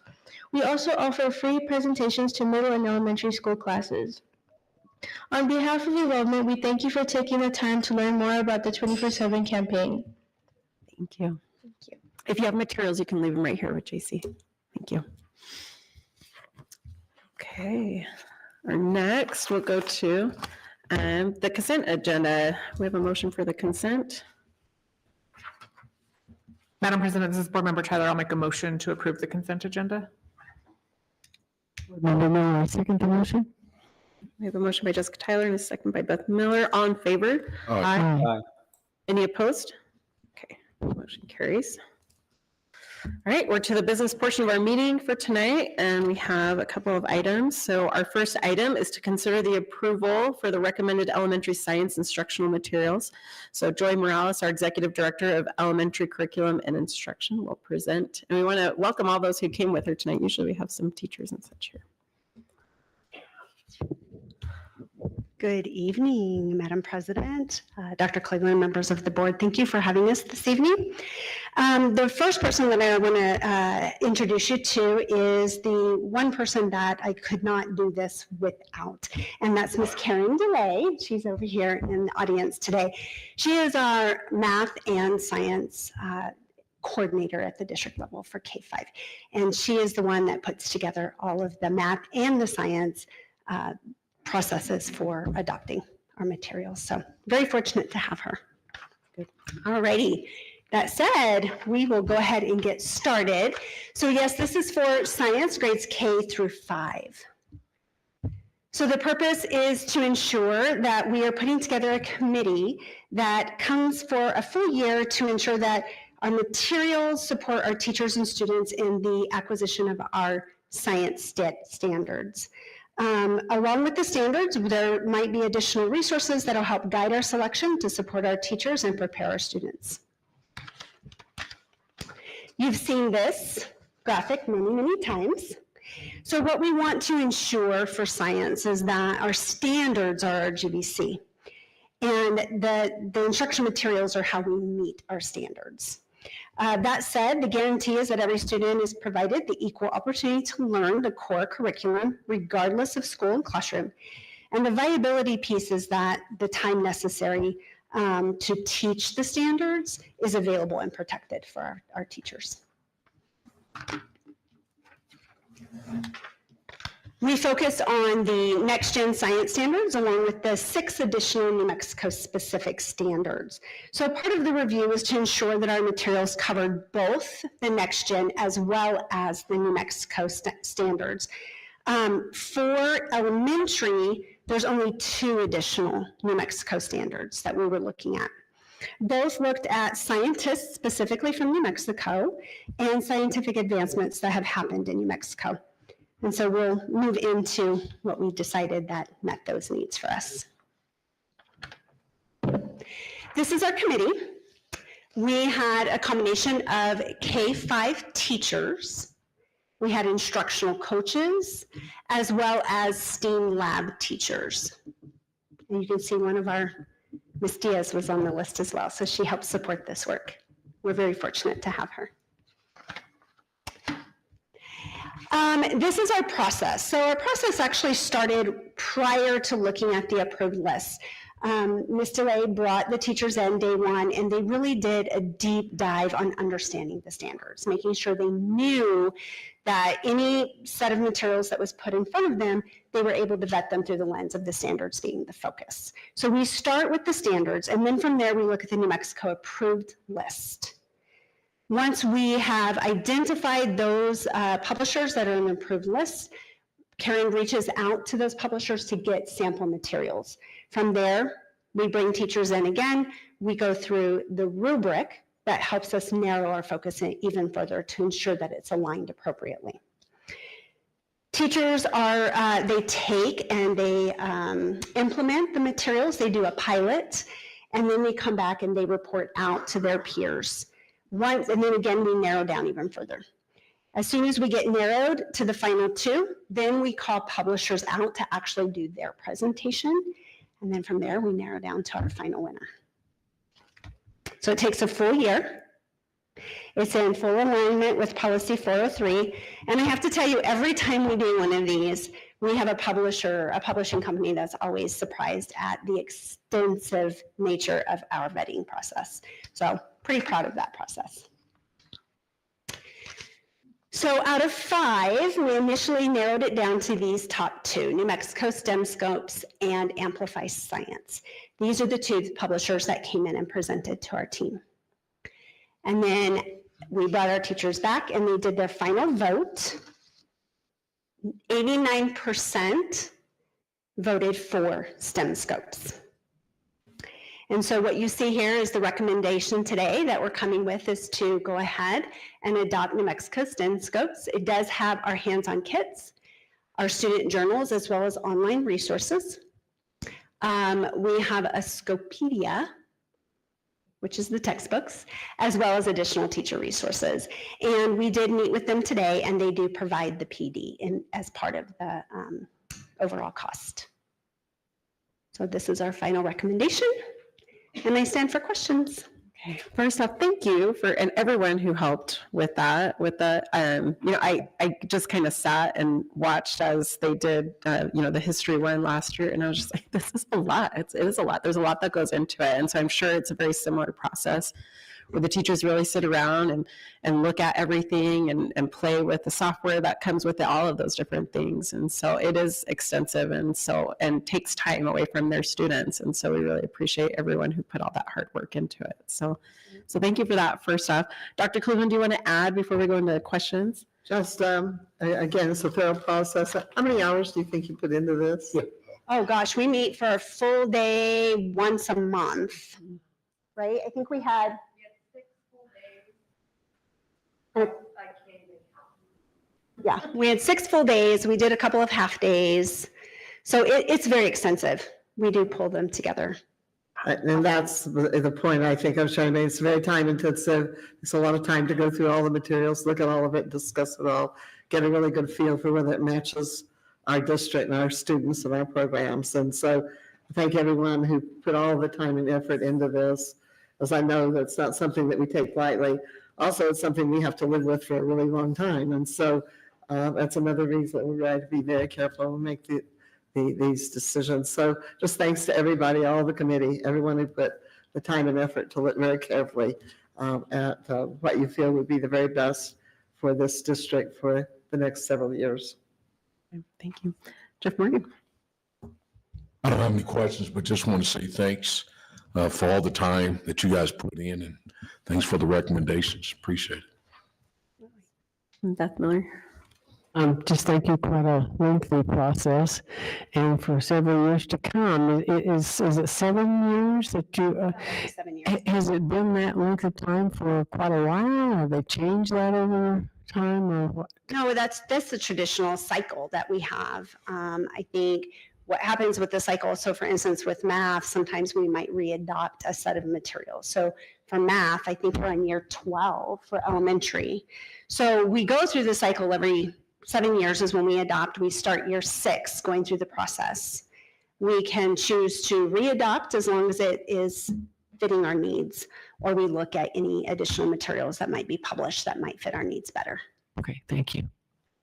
Dr. Cleveland. Thanks to all of you. Did you see any area of this that you're concerned about? You feel that we're going to need to supplement on our own, or did you feel very, very strong that it's a good, solid, comprehensive program that really meets all of the needs and requirements that we have for elementary science. Yes, and it was very much as we were looking, especially as the last two, and we've got experience with Amplify already. What we found is New Mexico STEM Scopes, not only is it very comprehensive, but it's incredibly viable and it's got a lot of flexibility. So we can look at the topics and we can make some choices and move things around to maybe support our ELA with Amplify, possibly. So we've got some work to do still, but it provided more flexibility. It was also very clear in terms of if we're crunched for time, these are the non-negotiables, and it would identify a few non-negotiables so that it kind of gave you an idea of what you could either skip or come back to at a later time if you didn't have the time to complete that. Does it have one of the things we keep hearing more and more when we visit schools, or we talk to parents, is the need for hands-on and opportunities for that type of learning. Is that well integrated into this system? It is, yes. And it does come with the kits as well as all the refill materials as we go through the process. Okay, thank you. Absolutely. And Jessica Tyler.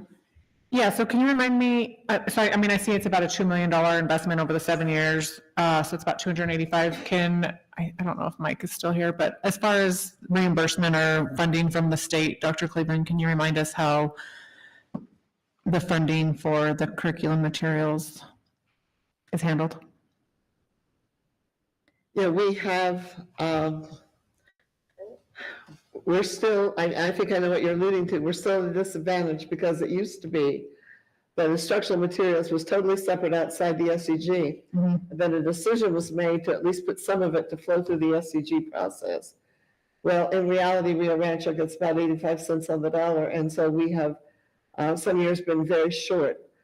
We've been told this year that they've taken that into account and there should be sufficient funding to fully fund the science adoption. It's one of those things, we'll wait and see whether it's really there or not, but we certainly have raised that issue. Science, as in all other of the core areas, if you don't fully fund everything, then you put your teachers at a terrible disadvantage. They can't utilize the tools that they have, and they need to have the program as a package.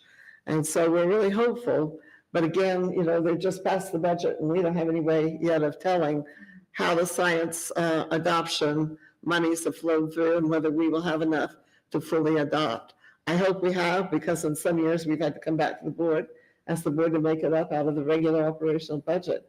And that's very problematic to do with some of the other things. So we'll see if we have enough. But did I answer your question? Yeah, because I think, looking at both of the items before us tonight, it's about $2 million for early education as well as secondary. And so to me, it seemed a little bit high for elementary. I know that there's the kits and disposable materials, but when you consider how many different subject areas the curriculum covers for secondary schools, it just seemed a little bit high for me on the elementary. And I know that's one of the areas where teachers struggle to have the time to do it. And so like you said, at least having the must-haves of like what you can cover, because they are so crunched for time for these materials, it just seems like, of course everything costs a lot, but it seems like a lot of money for the amount of curriculum we're getting compared. And I know it's not apples to apples, but that was my We concern. were cognizant of that when we went into after the final vote, and we did ask for 3 different quotes, 3 different options, knowing that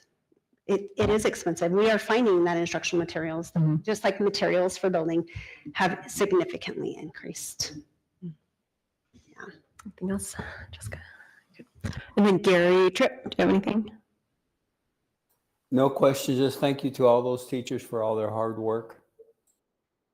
Yeah, thank you. I do have a quick question. And so when they have those, so they give us a list of what's approved in the state. Now, can we go off of those lists, or do we need to use those that are on that list? We try to make sure we stay on the list. It's not, we can look off the list. The reason why we stick to the state approved list is because they've already done the initial vetting to make sure that it's going to align to our standards. And so it allows us to go with something that the state has already looked at. We have teachers in our district that actually sit on those vetting committees at the state level as well. So yes, we can go off the list if we're looking at something. So for instance, if we have a set of materials for math next year, we'll be up here again next year at the end of the year. And we know that there's the possibility of a set of materials that might not be on the list. We'll bring it to the team of teachers and we'll see if they want to consider those materials as part of the process. There's also one other consideration too, and when you go off the list, and you can do that, and we have done that sometimes in the past, but you're not going to get the professional development.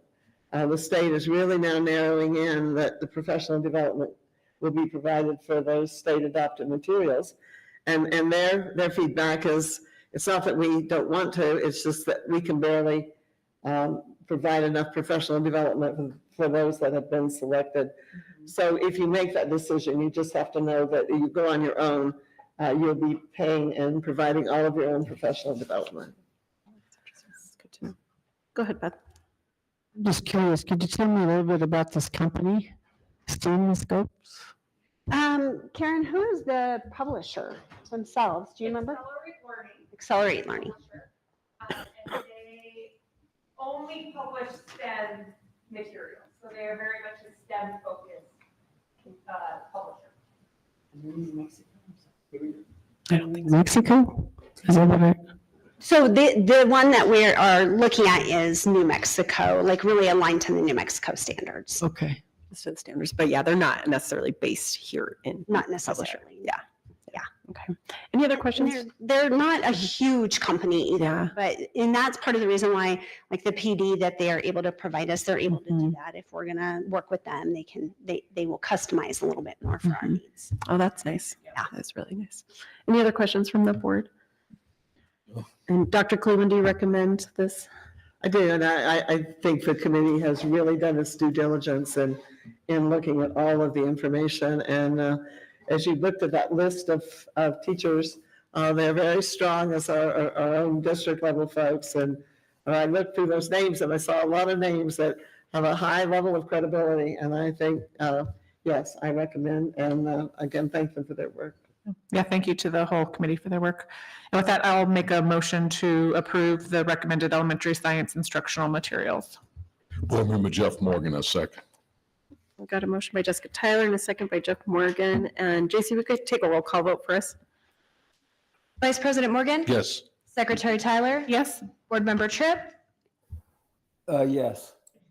Board Member Miller? Yes. President Galbraith? Yes. Motion carries 5-0. Thank you. Thank you so much. Thank you. Okay, our next is going to be to consider the approval for the recommended secondary science instructional materials. And we have Stephanie Moore, Executive Director of Secondary Curriculum and Instruction, that will present. Good evening, Madam President, Dr. Cleveland, members of the board. I'm here to present the findings and decisions and recommendations from our secondary team for science instructional materials. And forgive me because I broke my glasses on Saturday and my eye appointment is very soon, so I have not gotten new ones, so I'm struggling to read a little bit today.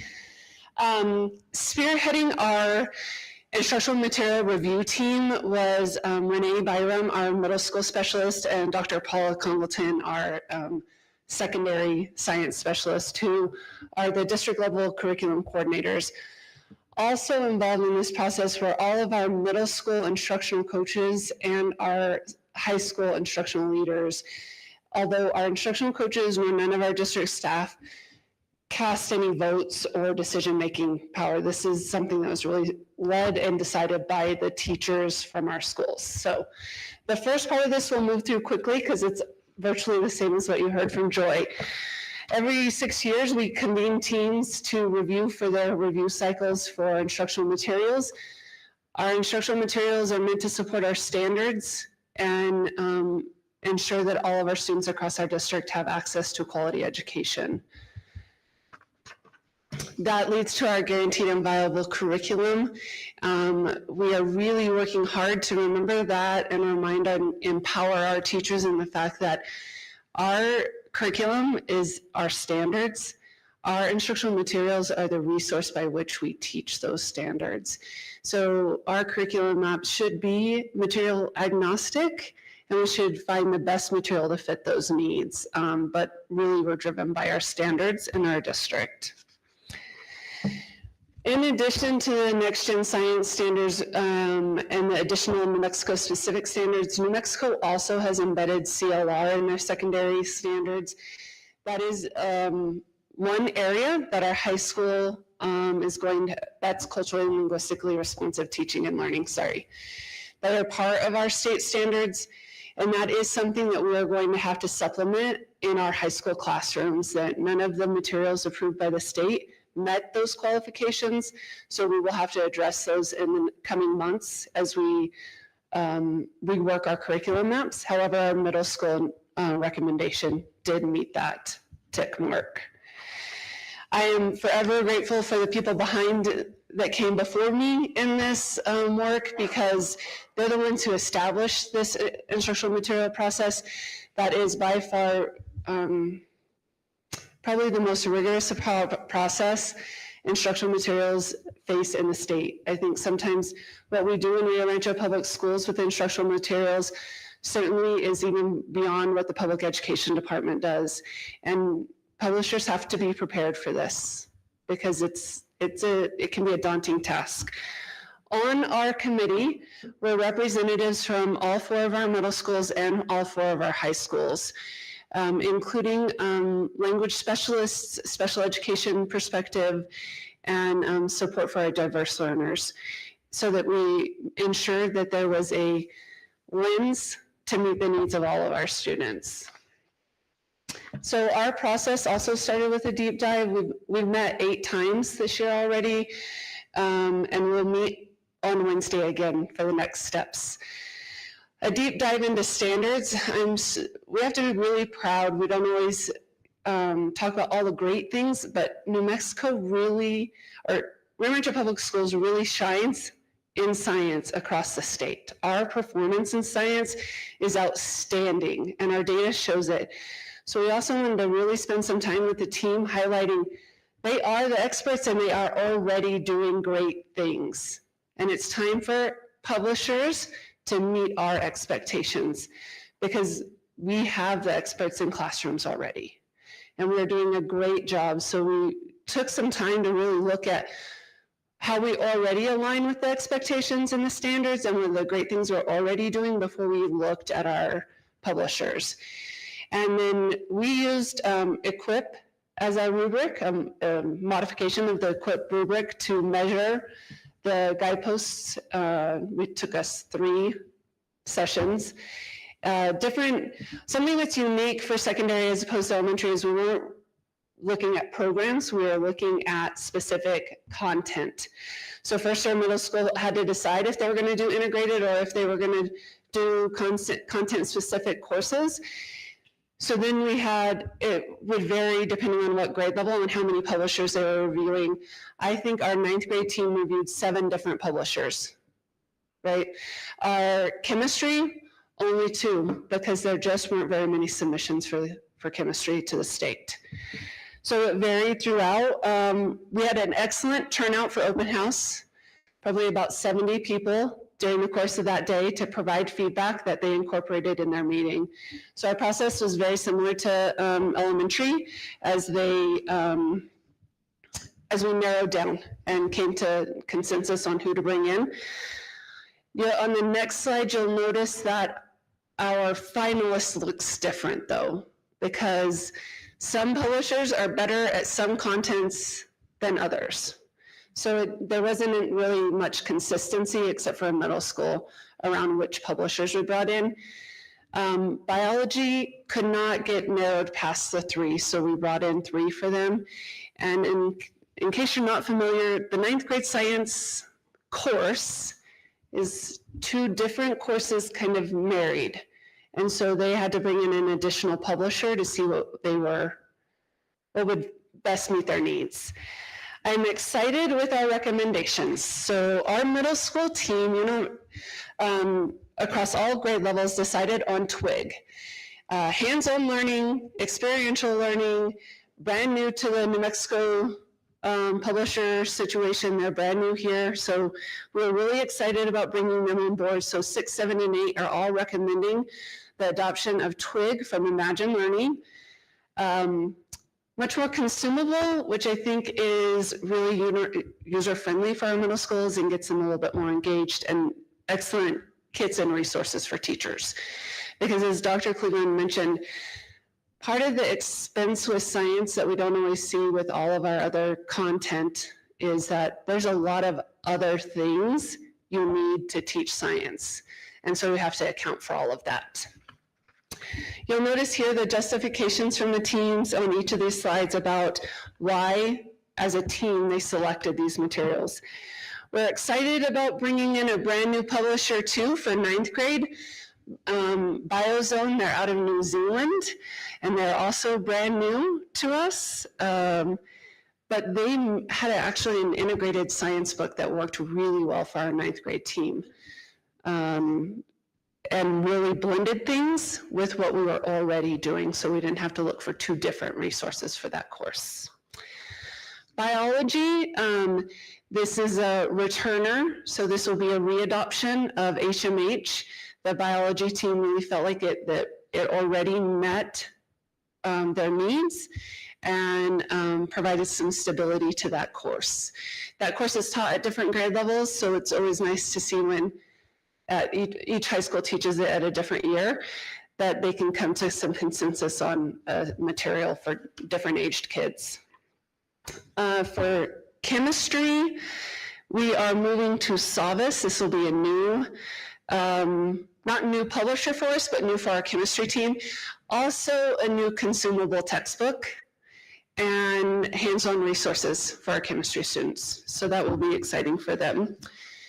Then, of course, we also have a gamut of electives and AP courses that will be offered, that are offered at Rio Rancho High School and Cleveland High School, Independence, and at Cyber. I want to point out that Cyber did participate in this because we have an intentional effort to really bring cyber into the consistent conversation with our instructional materials. We will be adopting from McGraw-Hill, Cengage, Biozone, and Savas for our electives and our AP courses. And those teams all also came in to do that vetting and rubric scoring outside of the 8 days that our core did, because there's overlap on so much that they needed different time to do that work. And with that, I stand for questions. Stephanie, this is huge. So I guess it's actually, the slide deck says it's $2 million. We had a math error, so it's actually closer to 2.2. So on refillables that were important. Awesome. Thank you. Dr. Cleveland, what would you like to add? Well, I just have a question that was sent to me, and so trying. Yeah, I got it. Concern about going on the physics one. The idea is this digital and workbook access. Concerned about workbooks and science, and that science should be hands-on material, whatever. Would you kind of explain what this looks like? Because it's not just the traditional workbook to work on. Yeah, that's a good point. Much like the chemistry book, these are not workbooks. They're consumable textbooks. So in addition to all the hands-on resources, instead of having a traditional hardbound textbook, every student will have a book that they're able to write in, and much like they do for Springboard for high school ELA, it's this a very similar concept that does not eliminate their hands-on resources or lab materials or kits or any of those things. It's in addition to. Thank you. And then the other, I guess just a comment, is that this is the way many college courses are now structured, with this digital kind of textbook and activities that are attached to it. And so I think some people look at that and think that, oh my goodness, so what we're trying to move away from is workbook and sheets to fill out. And that's not what this is at all. And so thank you for that clarification. Thank you. Jeff Morgan. No questions again. Thanks to you and your group for all the hard work. Really appreciate that. Thank you. Beth Miller. Just my appreciation for everybody's work. Thank you. And Jessica. Do you have anything else?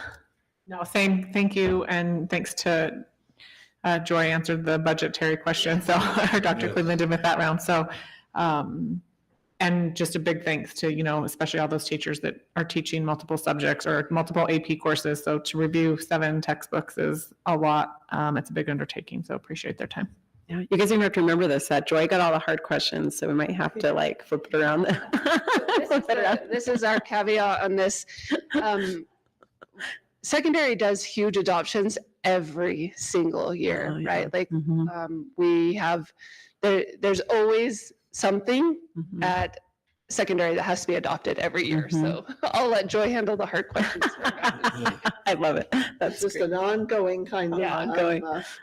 Of thing. But as you see it, and Board Member Tyler, you addressed earlier, that some of these, like science, has so many different areas, and there's so many different books, require different types of materials to support. Chemistry is very different than geology, for example. And so this is one of the harder adoptions just because there's so many very different courses that are represented in science. And to have to go through all of those, all the content areas, it's a pretty massive undertaking. But it is, we appreciate, again, your time and our time of all the teachers and the district staff that went to go through this and do a really good job on matching it. The one thing I wish we could go back to was that guaranteed and viable curriculum slide. And I just wanted to emphasize something, and maybe, Stephanie, you want to jump in, or Joy again. It's going back a little bit, almost right there. How really important this is, because if these are misaligned, then students don't do well on assessments. That it's just critical that these 3 line up very effectively, and you can't do that just based on what publishers say. The only way you're going to do that is sit down and really go through those materials carefully and match it to our state standards and match it to our district program. But I just want to say this, you hear us throw this term around a lot, and maybe I wanted to be sure everybody really knows what that means. Do you want to expand on that any? Yes. Joy, do you want to add anything to that? So a guaranteed and viable curriculum ensures that every student, no matter which classroom that they're in, has access and opportunity to learn. And we really find that in our focusing on our standards, so that what we're teaching is in alignment with what is assessed and what is written, and that they are able to align those arrows all the time. And it should allow for a student to, if there was a need, be able to move from one room to the other and still be ensured that they have opportunity to be successful. That's not by any means saying that I have to be doing the same thing that you're doing all the time, because my teaching style may be different, but what we're teaching is universal for those classrooms. Not how we're teaching it, but what we're teaching. And if you have something that's written and assessed, and I'm thinking of an absolutely wonderful staff member that we had years ago, and he was absolutely wonderful. But he just loved to sometimes talk about things other than what was on the exam. We've all had a little of that. We've probably all been guilty of that a little bit on time. But if what you're teaching in the classroom isn't what's the state written curriculum, and it's certainly not what's on the test, then students just can't do very well on that assessment. And so that lining up, but again, to your point, it's the what, and it's how we assess. It's not necessarily the how. The how can be very different based on our own professional knowledge and expertise, and on the students that we have in that class. But we do want to guarantee that every student gets the same opportunity in our district. And this term, guaranteed and viable curriculum, so important in this process of instructional material selection. Gary Tripp, do you have anything? No questions. Thank you to the teachers for doing it. Thank you. Madam President, this is Board Member Tyler. I'd like to make a motion to approve the recommended secondary science instructional materials. Board Member Miller, I second the motion. Okay, we've got a motion and a second. JC, we'll take a roll call vote. Vice President Morgan? Yes. Secretary Tyler? Yes. Board Member Tripp? Abstain? Board Member Miller? Yes. President Galbraith? Yes. Motion carries 4-1. Thank you. Thank you. Appreciate it. Okay. Thanks again just to all those teachers and everyone who put, as I looked at the list of all those who were helping with that, with the adoption and all those things, there's just so many different teachers who have been my kids' teachers and just people I know in the community. And so just great, wonderful individuals. So thank you guys for everything that you did on that. So now consider moving to a closed executive session to discuss limited personnel matters as permitted under Section 10-15-1H2 of the New Mexico Open Meetings Act, specifically for the board and the superintendent to discuss the superintendent's end of year 2024-25 evaluation. Madam President, this is Board Member Tyler. So moved. Do we have a second? Board Member Jeff Morgan, a second. Okay, we have a motion and a second. JC, can you take a roll call vote first, please? Vice President Morgan? Yes. Secretary Tyler? Yes. Board Member Tripp? Yes. Board Member Miller? Yes. President Galbraith? Yes. Motion carries 5-0. Okay, thank you. This part of our meeting is adjourned. Thank you, everyone. You want to see the links in there first, Yeah, this reporter? Yeah, If you would like to. And Yeah, as soon as would you're like done, to. just- Mike, Okay, okay. Mr. Baker.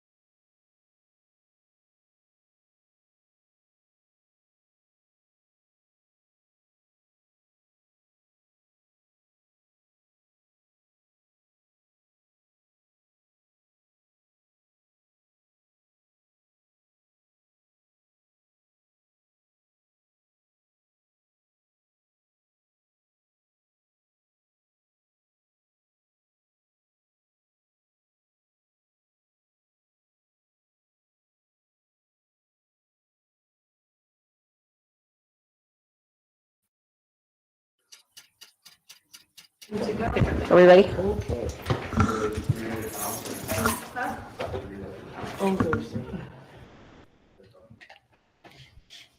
I good?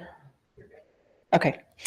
The board met in executive session to discuss limited personnel matters as permitted under section 10-15-1H2 of the New Mexico Open Meetings Act, specifically for the board and superintendent to discuss the superintendent's end of year 2024-25 evaluation. And then please just take a look at your agenda for upcoming dates. And with that, we're adjourned tonight. Thank you. You didn't do it. Oh, I was supposed to read that one. Yeah. So on the 21st, it was just that it's wrong on